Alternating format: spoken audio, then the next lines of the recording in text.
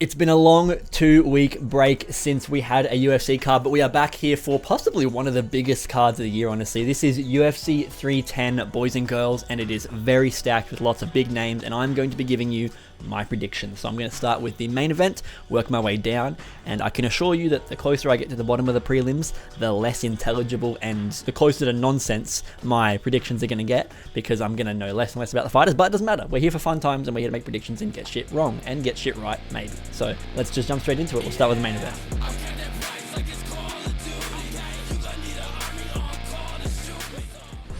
Alright, so huge names on this card. We've got Pantoja, Asakura, Rakhmanov, Garry, Gane, Volkov, Bryce Mitchell, Nate Landwehr, Korean Superboy. We've got, oh my god, so many names. Anthony Smith, Dominick Reyes, Vicente Luque, Movsar Evloev, Aljamain Sterling, Randy Brown, Bryan Battle, Chris Weidman, Joshua Van, Michael Chiesa, Chase Hooper. Goes on forever. This card is like ridiculously stacked with like medium level names, if that makes sense. We're not talking top 5 guys all over the place like UFC 300, but we're talking a lot of really well-known unranked guys and a lot of low-ranking guys that are very well-known. Vicente Luque, big name. Smith and Reyes, both guys that lose a lot and are very low in the rankings. Huge names though. Nate Landwehr and Korean Superboy, big names, both unranked, I believe. Bryce Mitchell's a big name, and he's low in the rankings. You've got Randy Brown and Bryan Battle, both unranked, I believe. But both big names though. Chris Weidman, Eryk Anders, big names. This card has just honestly got huge name value all throughout it. So we're going to start with the main event, all right? With this one, look, my heart is telling me to pick Asakura. So for that reason alone, I'm going to pick Asakura. That doesn't mean I'm confident, okay? That means it's far from proof that I'm confident. I am going to pick Asakura because I want him to win, because I think he has the tools to beat Pantoja, being, aside from the fact that he's really, really good at throwing illegal knees all the time, used to takedown defense and stuff like that, very striking heavy guy that's dealt with being the striker versus the grappler before, and just overall, clean striking, hits hard. Pantoja's never been knocked out, I don't think, in his career, or he's never been finished, I believe. All 5 losses for him are by decision. Yep, if Asakura can do it, it's insane, because no one else has been able to. But if we want to talk power in the flyweight division, not flower in the pieweight division. Flower in the pieweight division, Jesus Christ. If we want to talk power in the flyweight division, not a lot of guys have it. And you got like Steve Oseg, you got like Moreno, Figgy had it when he was in flyweight, a couple other guys, but Asakura hits hard, and he's previously a bantamweight, and supposedly he's making the cut to flyweight really easily. Asakura is apparently really ahead of schedule for being on weight, even though he's not fought at 125 for years. He's done it before, but he was a lot younger and a lot smaller, so he's grown since then, and somehow he's still making the weight. So I guess good nutritionists and stuff make a big difference, right? But the way I see this fight going, look, I think this is going to give a lot of Pantoja, Steve Oseg kind of vibes, where it's the striker that's going to give him lots of problems, stuff takedowns and stuff.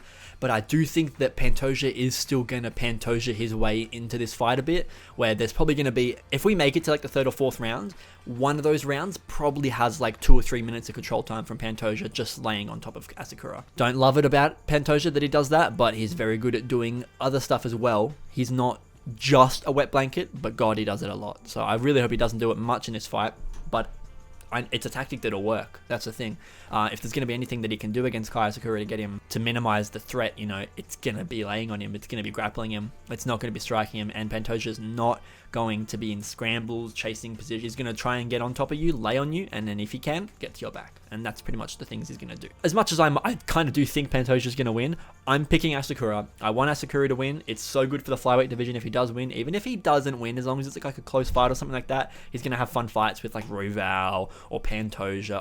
Pantoja. Roval or Moreno or Oseg or someone like that, So he's going to be a good addition to this division regardless. But mine tells me Pantoja, but I'm going with the gut, going with the heart, which is telling me to pick Kai Asakura.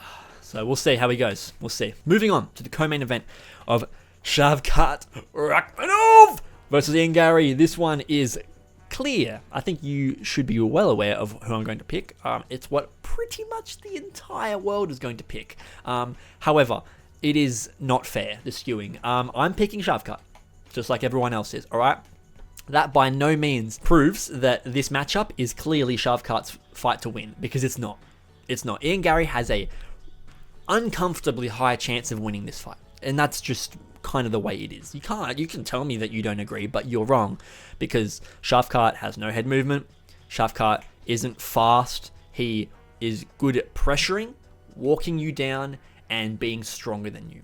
Okay? Ian Garry is not the strongest. He is a little bit weak. Got that vegan energy, you know?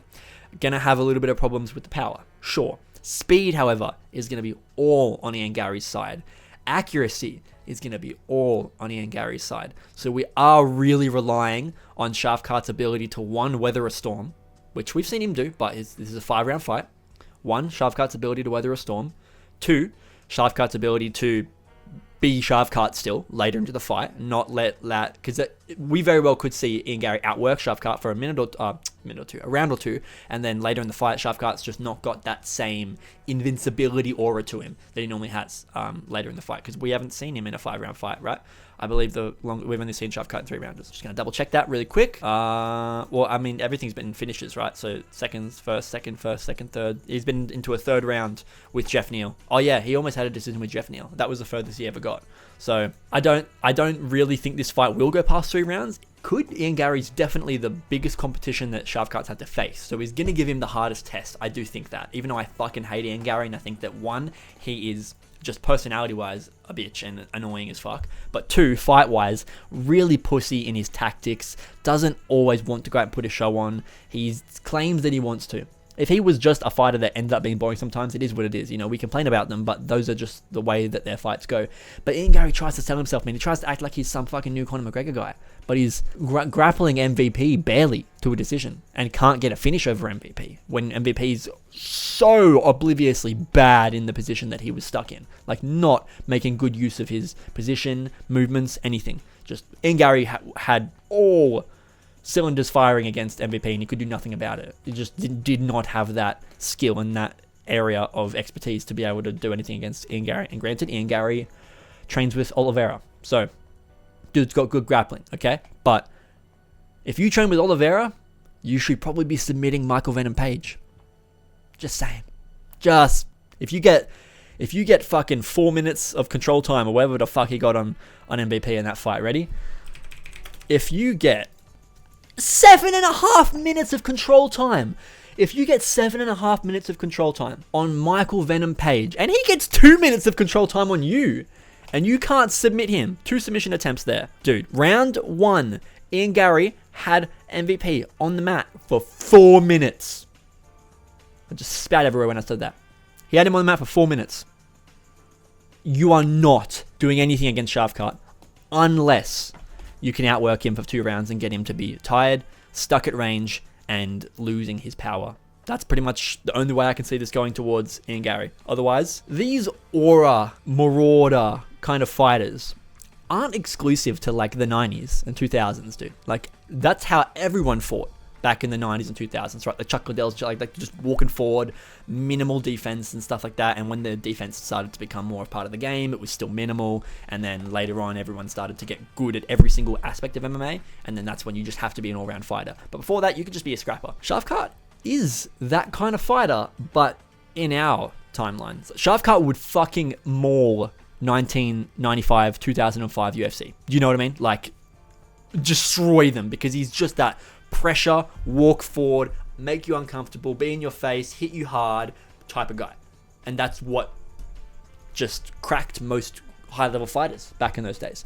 These days it takes more technique, or it takes pressure being the thing that you're really fucking good at and can consistently do. But if you're just decent at pressure, and you just keep, that's not always going to be your weapon that is working for you the same way it would have been a long time ago in the UFC. I'm picking Shavkat because I think he's going to be able to just, like, I'm talking shit about the weapons that Shavkat has as I'm about to pick him. But I think Shavkat's pressure, his ability to just make Ian uncomfortable, make it grueling, just brutal stuff in the clinch, knees and elbows in the clinch. If they get onto the ground, I think that Shavkat's going to be really just smothering and just like grindy all over Ian Garry, just elbows in his face and shit like that. Like, I think that Garry just has too much technical focus to survive when he's in there with Shavkat. Like, it's not the same kind of style. With that being said, if Ian Garry wins, 3rd round KO or TKO, but he beats He beats Shavkat with strikes in the 3rd round. That's what happens if Ian Garry wins. But I'm picking Shavkat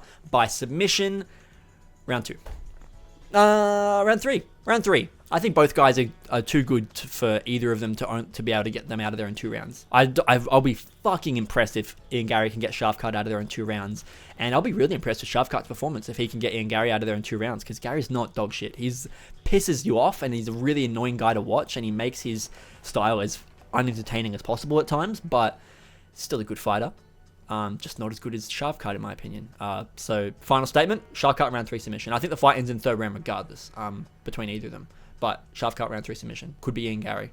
TKO round 3. Hopefully not though. Moving on. Ciryl Gane versus Alexander Volkov. So this one is going to be a interesting fight because they fought before and we saw how it went. It was 5 rounds as well, I believe. So that was it wasn't the short fight between them, was it? Maybe it was. No, yeah, it was 5 rounds. Yeah, 5-round decision.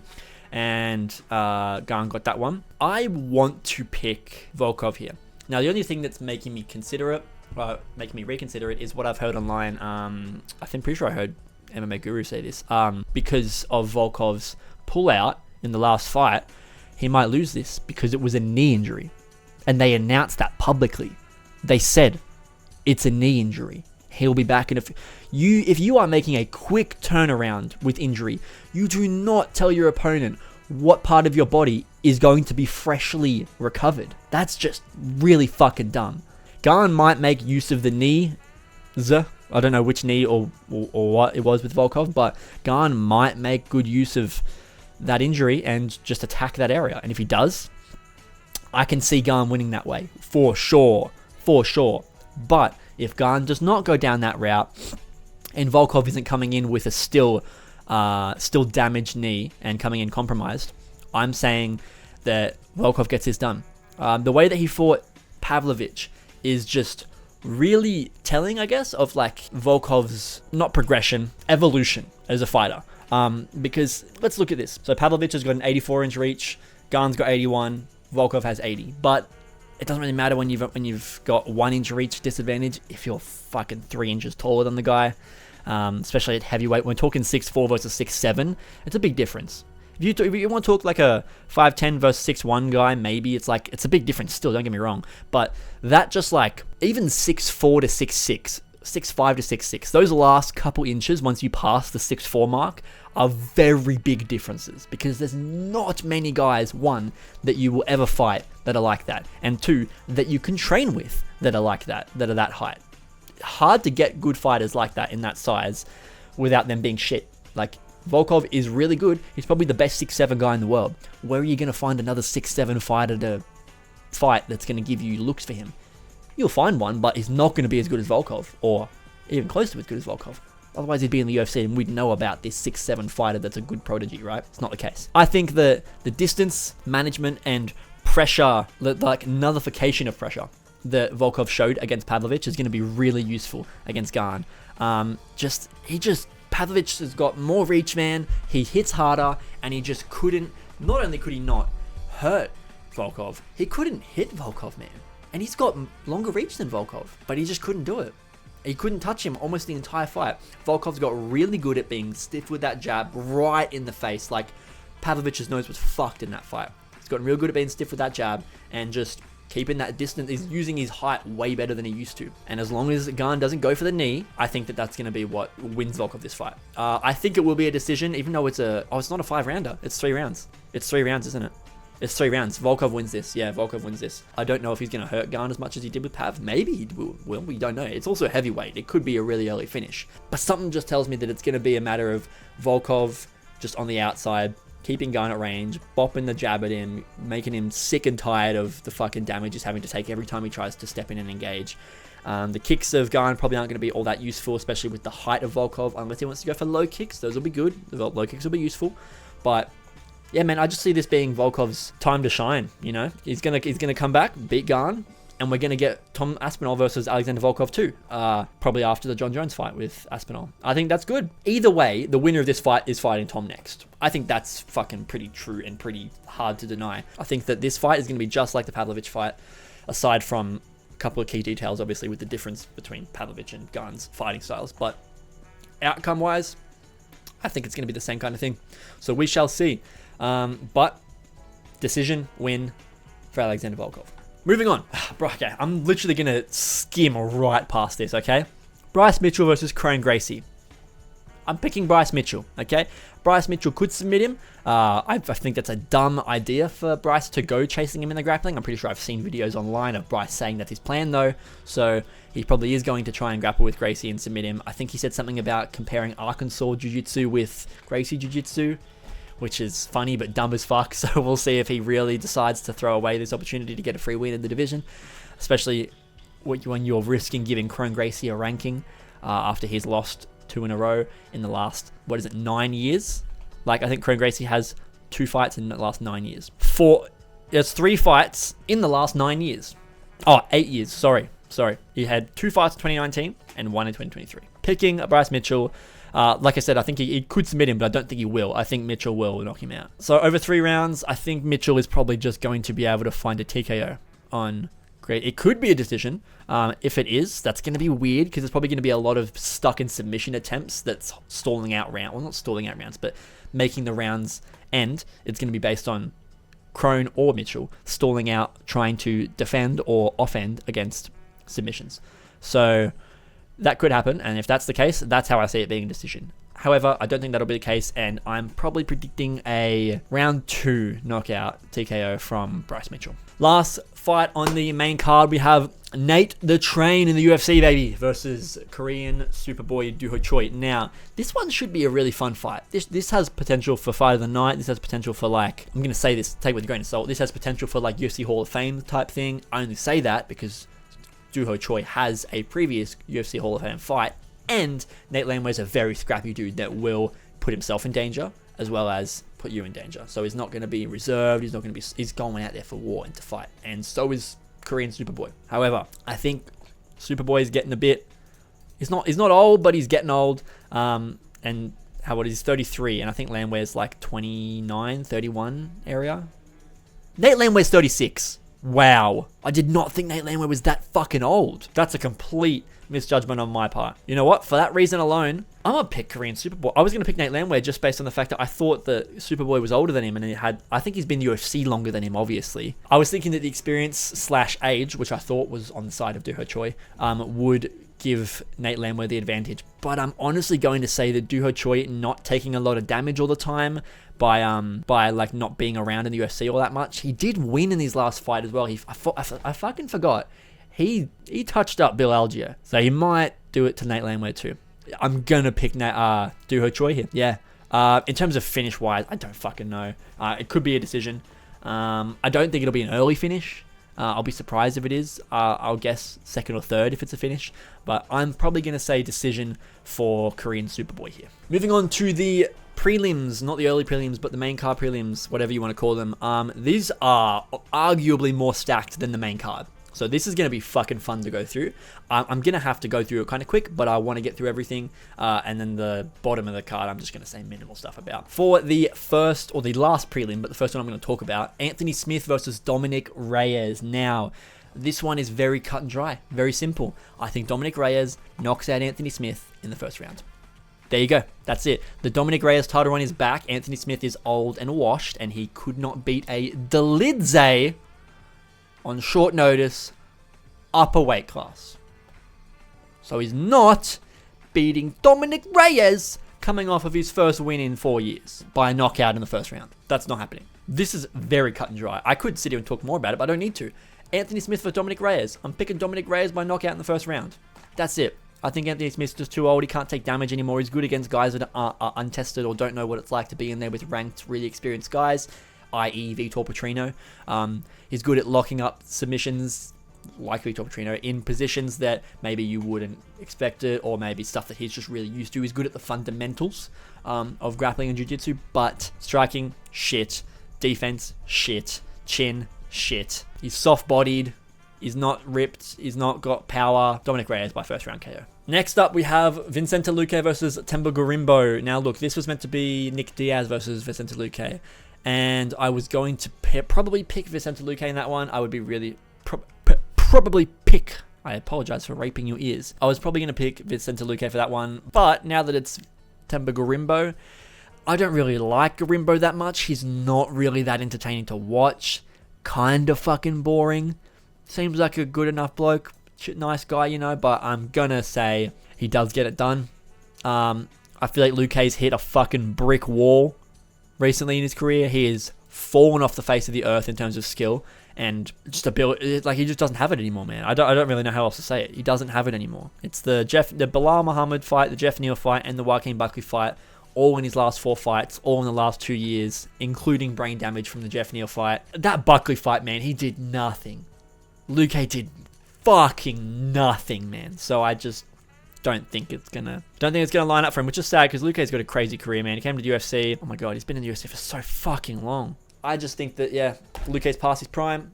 Themba's boring as fuck, but it's his time. He's young as well. How old is he? He's 33. I mean, he's actually like the same age as Luque. Yep, identical age. So that's actually a dumb point to make. I take that back. But again, like I said with Choi earlier, maybe not age-wise, but in terms of fighting years-wise, we've got a 14-4 guy who's been knocked out once versus a 22-10 guy who's been knocked out twice and submitted twice and lost 6 decisions. Gonna have to go ahead here and say that the damage is going to add up, and Themba Gorimbo is going to make his way into the welterweight rankings against Vicente Luque this weekend. I don't know how the fuck it's going to happen. Decision, actually. Definitely a decision. Themba is not getting a finish. Decision. He might get a finish if Luque sells and if Luque is really, like, actually done for. But I'm gonna pick Themba Gorimbo. Next up, we have Movsar Evloev versus Aljamain Sterling. So for this one, it is a interesting battle. It's meant to already have happened. It's been rebooked. We're here finally. Evloev's undefeated. Aljo's coming off a win to Guida as his first fight in the featherweight division. This is arguably a title contender fight, by the way. This is low-key a second from the bottom of the prelims fight that is a title contender. That's fucking mental, with an undefeated guy versus a former champion. Stats-wise, this fight is mental to be as low in the card as it is, but whatever. I'm picking Aljo. Oh, am I? Am I picking Aljo? Fuck it, man. I'll pick Aljo. This is going to be similar to the Asakura versus Pantoja one. Brain's telling me that Evloev gets his done and just keeps the streak going with consistency and pressure and keeps Aljo from being able to get anything heavy on him. The grappling is going to be interesting because it's kind of how Movsar stalls a lot of his fights out and slows things down. Aljo's a really good grappler. You don't want to be grappling with him. Movsar's probably going to have to choose to strike more. It's probably going to be the area that he's better at over Aljo. But I feel like Aljo might get it done. Not by finish. I think if someone gets finished, Aljo's getting finished by Evloev, which is crazy to fucking say because Evloev has no finishes in the UFC, but he does have finishes in his career. I just don't know if Aljo... I can't see Aljo knocking out Evloev, first of all. Duh. And I don't know if Evloev would be able to be submitted by Aljo. Aljo's got crazy back take, got a great rear naked choke. It's the one thing I'm seeing as the possibility for him to finish Evloev in. But I don't know if he can. My mind is struggling to envision Evloev with his back taken by Aljamain Sterling with a body triangle in, fighting hands and managing to give up a choke. I don't know. Maybe some other kind of scrambly position could lead to a choke that is a bit more secured by Aljo with not enough time for Movsar to react. But unless that happens, I think it'll be a decision win. And I'm going to say Aljo. I'm just going to say fuck it. My heart's telling me Aljo. I'm going to stick with Aljo. If it is a finish, it will be a rear naked choke from Aljo. Probably third round. Probably. But I'm going to say Aljamain Sterling by decision win. Final prelim of the night. Well, final main prelim. We've also got the early prelims below that. We have Randy Brown versus Bryan the Butcher battle. Y'all didn't think the Butcher was going to lose to a French dude in a fist fight. Yeah, man. Yeah, it's that motherfucker. We back. It's big tubby guy that got head kick KO'd when he was 250 pounds. And now he's shredded and shredding people. So I'm picking Bryan Battle. I really like the run he's on. I think Randy Brown is tough, very strong. He's a welterweight Jalen Turner, basically, in terms of being a really tall guy that's long and skinny and rangy and striker. Has been finished several times, and I feel like it's going to happen again. To be fucking fair, one Randy Brown is active. He was 6-4 in the UFC in 2020. And then since then, he's 7-1 in the UFC. That's a really crazy stat that I did not fucking know about Randy Brown. With that being said, Bryan Battle by second round KO. Sorry? It's what my brain's telling me, man. The voices are telling me, man, the butcher's gonna have another victim. He gonna bring out the meat cleaver and he gonna get fucking chopping. He gonna get chopping. We're gonna have bits of Randy Brown all over the octagon. That's what I think's gonna happen. I'm gonna pick Bryan Battle here. I think the butcher gets it done. I think Randy Brown is good and could knock Battle out. But I'm gonna go ahead and say it's gonna be a pressure and volume and just technical victory from Battle here. I don't really know if he'll knock Randy Brown out because he might want to. He can't really play it slow and go on the outside and work Randy because Randy's got that reach and height advantage, right? Like, what is the actual? They've got the same reach, basically 1 inch advantage to Brown, and he's got a 2-inch height advantage. He does have the advantages, but they're very minimal. I don't think that Bryan Battle's going to struggle with him on the feet. He might choose to grapple instead, but I don't think he's going to be like completely fucked on the feet. I really want to say finish from Battle, but I kind of feel like this one might end up being a decision, you know? So I'll go with the gut. No, I'm not going to go with the gut. I'm gonna take the risk. I think Bryan Battle, knockout, round one. It's possible. If he doesn't get a knockout in round 1, I think he doesn't get a knockout.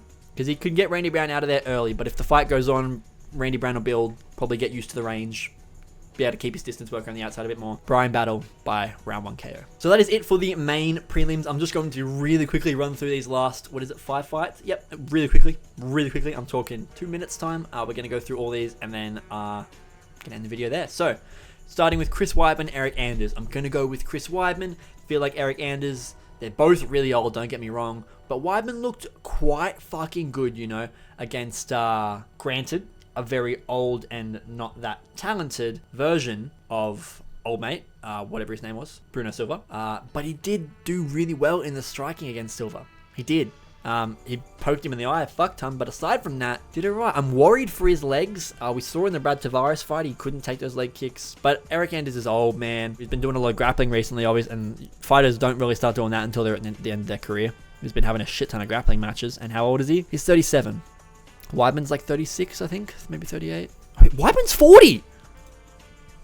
The cogs are turning. Eryk Anders ain't been knocked out since 2018. Never been knocked out. Quit on the stool against Thiago Santos. Picking Eryk Anders. I'm picking Eryk Anders. There you go. Decision. They're both old. I doubt a finish will come, but Eryk Anders by decision. Below that, Cody Durden versus Joshua Van. I don't think I've even seen Cody Durden fight. I know he's got a bad record and not great UFC record either. 6-4 and 1 draw as well. Not great. In his last few fights, he choked out Matt Schnell. He did miss weight, though. Lost to Bruno Silva in the flyweight division and to Gate Bekov. His wins are mid as fuck. Aori Chalang sucks. JP Byes sucks. Charles Johnson's not great. Jake Hadley, not great. I think Joshua Van's on a generational comeback here, bro. He just lost to Charles Johnson in a brutal way, and I said it in my UFC 306 reaction when I was watching that fight. That, arguably, Joshua Van losing to Charles Johnson, then coming back and beating the shit out of whatever the dude's name was, Edgar Shirez. That's arguably better than just beating Charles Johnson. You know, because if he beat Charles Johnson, it would have been like, cool. He's still undefeated, sure. But he just beat a really nobody who's like, Charles Johnson was on a terrible streak at that time as well. Oh no, Charles Johnson was on a 2-fight win streak there, to be fair to him. But he was 1, 2, 3, 4 losses and 1, 2, 3, 4 wins. It was 4-4 in the UFC when they fought. So it wasn't, he's just got a really bad record. He's somewhat of a journeyman. All decision losses, to be fair to him, and close fights. But I don't like Charles Johnson.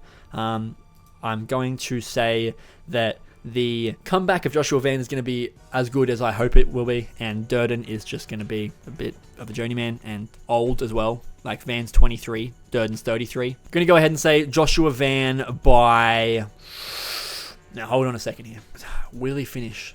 Will he finish Durden? I don't think he'll submit Durden, which is how Durden loses usually. I'm going to say Joshua Van by decision. Last 3 fights, we have Michael Chiesa versus Max Griffin. I know fuck all about Max Griffin. All I know is that Michael Chiesa is kind of at the end of his career. I'm going to look at Max Griffin's just recent record, and hopefully that gives me the info that I need to be able to decide. 8-8 in the UFC. Lost to Magny, Morales. Lost to Magny, fuck me. Morone, no. I am not picking someone that lost to Neil Magny and Alex Morono. I am taking Michael Chiesa. He just beat Tony Ferguson. Arguably not the greatest, not a very good win in his career. He's had other better wins, but he is coming off rough patch. He lost to Kevin Holland before that, right? Yep. Holland, Brady, and Luque, 3 in a row losses up before that.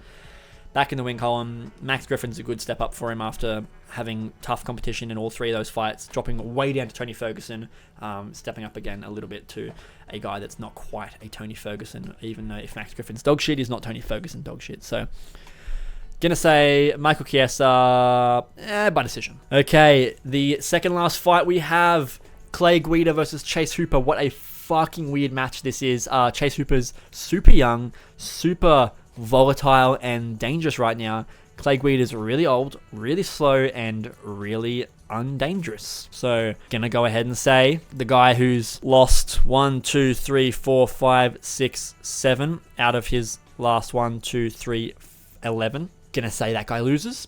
The guy that got choked out he got choked out twice and knee barred in those 7 losses. Hasn't been knocked out, but that's not what I would predict Chase Hooper to do.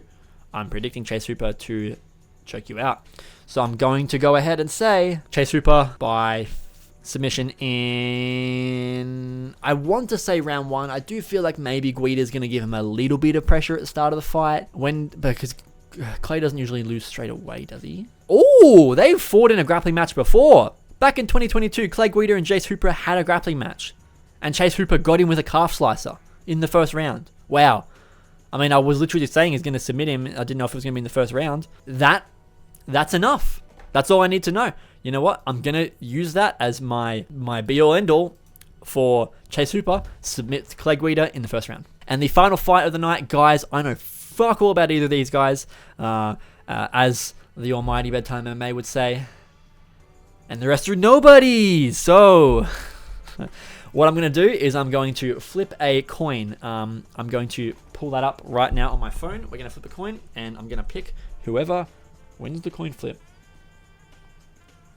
We're going to say heads for Kennedy Nzechukwu and tails for Lucas Brzeski. All right, are you ready? Here we go.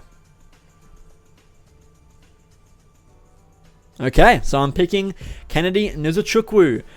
Probably by a decision because they're both really tall. One of them might get knocked out. Gonna say Nzechukwu by round 2 KO. And that is it. That is the full UFC 310 card prediction. Guys, I do not usually do predictions. I also don't usually get to have a card where I know many of the fighters. That's not true.